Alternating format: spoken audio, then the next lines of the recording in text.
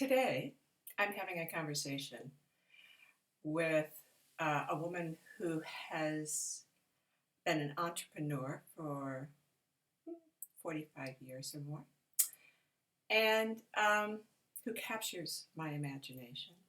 And her name is Liz Cook. I'm going to have a conversation with myself.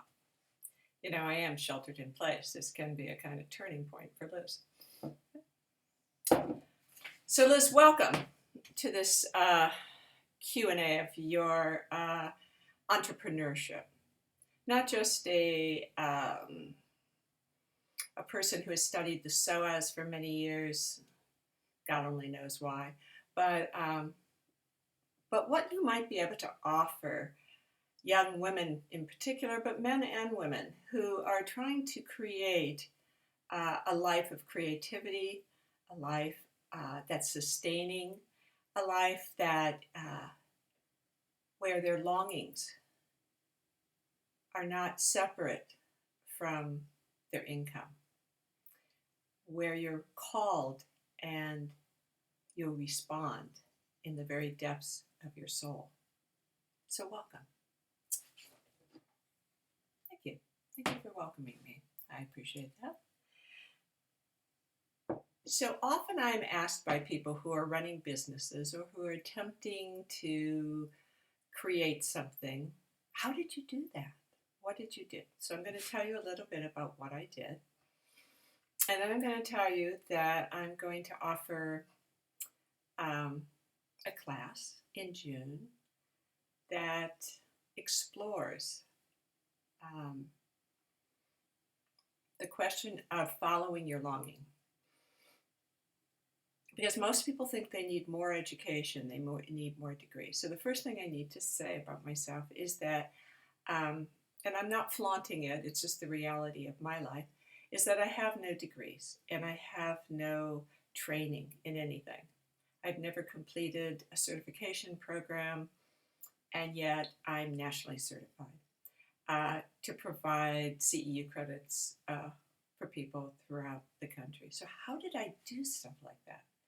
I worked within the Boston Museum School of Fine Arts, which has some of the best instructors in the art world, or at least they try to, procure such quality. And yet I worked there without having any art degrees, without having never been shown before, without really having any this is my life story. I just keep showing up places and things happen. So how does that happen? Because that's not my childhood. That's not kind of a place where my family found value in me. When I was growing up, I was told that I didn't need to go to college. I just needed a job that if my husband died, I could support my children. There was no expectation or suggestion that I should explore something because I was of value. So I was not raised with a sense of value.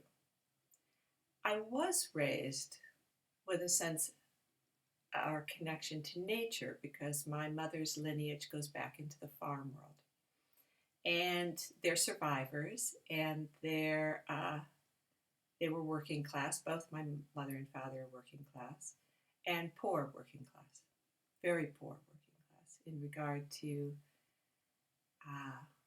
when my father's side, the mother and father, broke up housekeeping, it was called. It meant that all the children had to go live with someone because they just simply couldn't afford to take care of them anymore. And my father was maybe 17, 18, and he was not found any place to go because it was presumed he could make it on his own.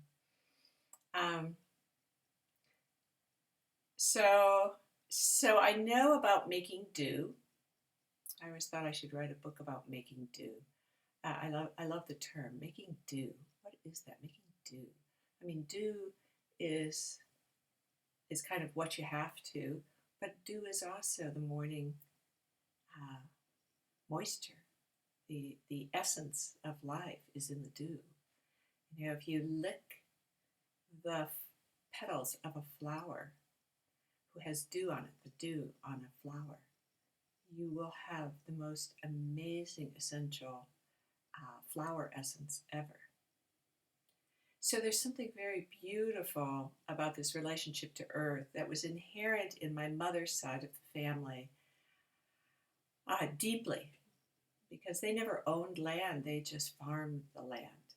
I don't know if her mother and father owned any land, but I don't get a sense that they were ever were successful except to potentially feed everybody um, and the idea of valuing wasn't, passed on through either side of the family. So with that said, as a young rebellious woman, um, I never perceived myself as having to follow a protocol because I wasn't trained to follow a protocol. Um, and so when people talk about their issues around perfection, I don't have any issues around perfection. I don't even think of the concept. I wouldn't even presume I could be perfect. There's no reference point for me there. And but what I did do was that I followed my longing. I followed something of curiosity. I knew at a young age that I had to go to the land if I was going to really blossom. I just knew that instinctively. I wanted to go live in the country. And so I dragged my partner out, who's a very city mouse, and I was a country mouse, out to the country where we barely survived, but we lived off the land for a year, not really having jobs, doing little various things. When we got desperate in the winter, we went and worked at a box factory. Um, and eventually we knew we had to return to the city where we could really support ourselves. I did, though, while I was there, end up getting some odd job, like an after school job at a kind of history art center, little tiny place in a small town in Massachusetts outside of Cambridge, Boston. And there I started helping young children who had probably what we would call learning disabilities now, who had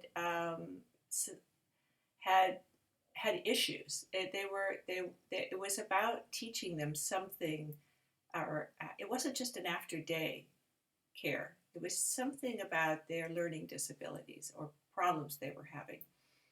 And so I had this impulse that I should learn to weave because I was living out in the country and I was watching all the insects and the birds weave their nests and the spiders weave their webs.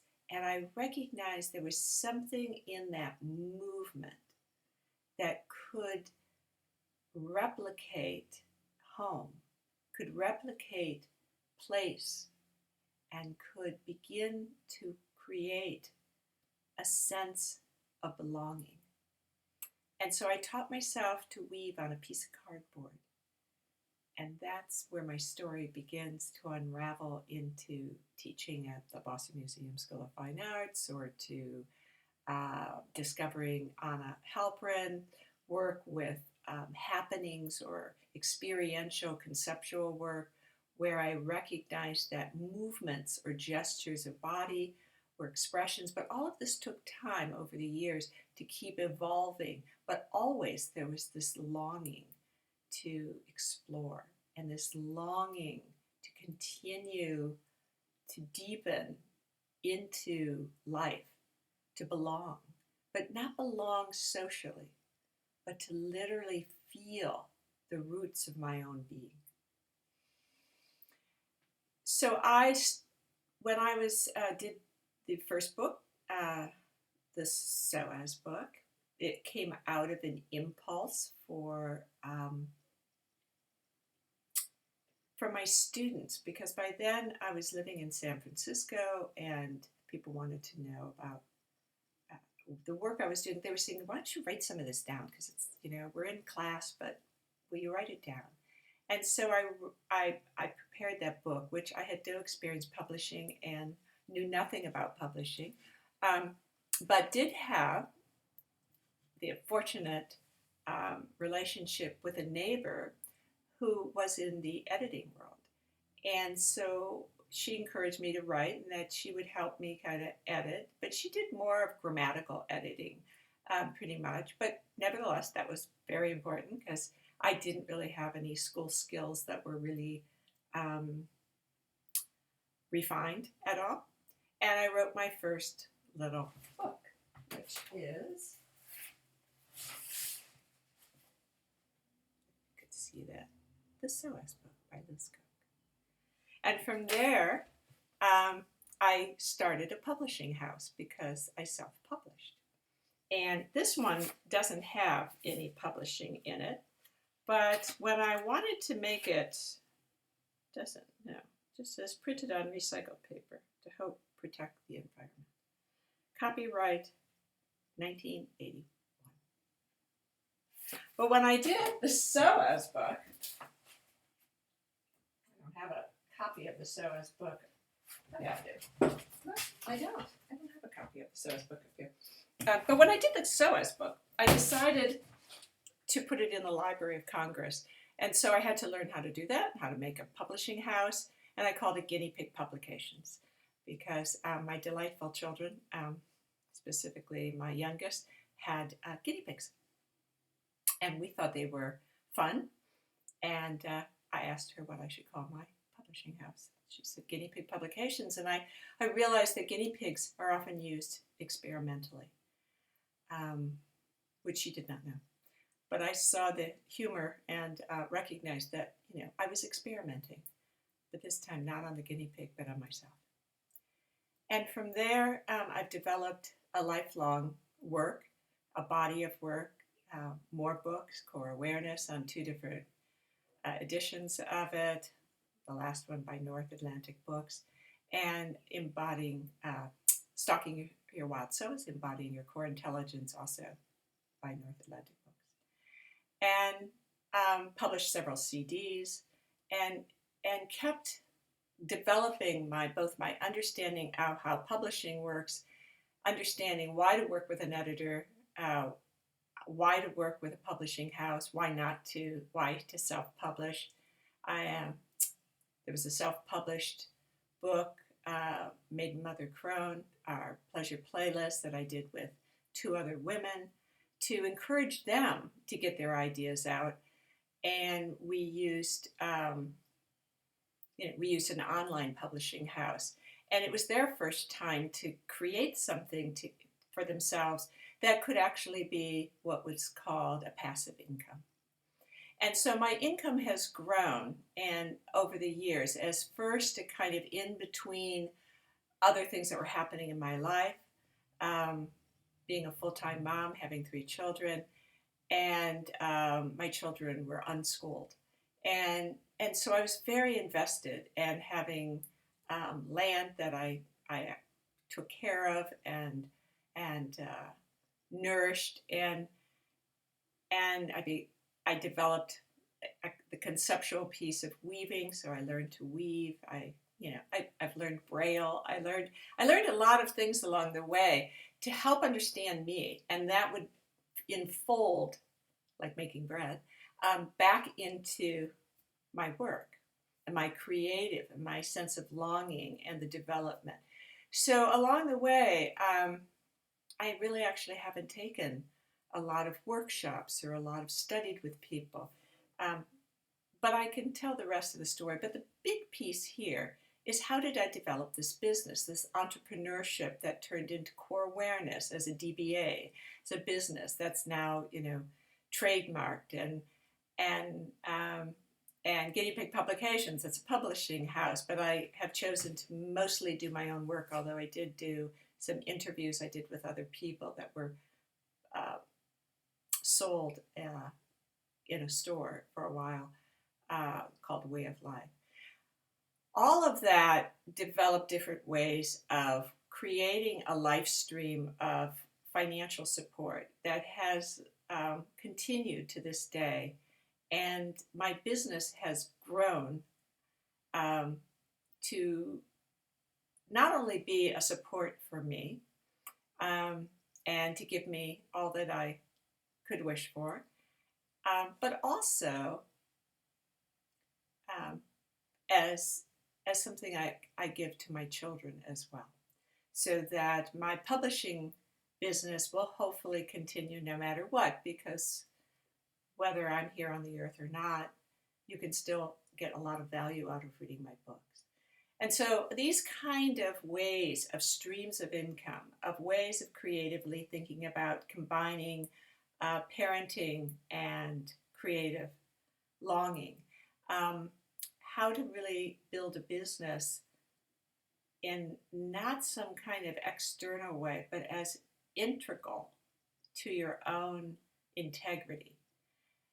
That's the kind of explorations I hope that you and I will adventure into a, a course, a one-day course on, and mostly a Q&A of developing ideas, of answering those how to do that, and what were some of the decisions I made along the way that um, my intuition, my sense of self, my integrity, my choices led to a fruitation that led to blossoming my work. And although I don't reach thousands and thousands of people, online, or, have huge conferences that I'm a part of, I've never chosen to do that. I've never really longed to do that. I've been keynote speakers in London for the, international conference. I've been, the same here in America, but I never. That was not what I was longing for. Was publicity. It was to build something that was really, or to grow, maybe something, that's a better word, grow something that was about who I am and how I live in the world, or how I participate in the world, or how I am the world. And this is unfolded into a rich and very satisfying and supportive um, career. So I hope you'll join me. Thanks. And thank you, Liz, for introducing.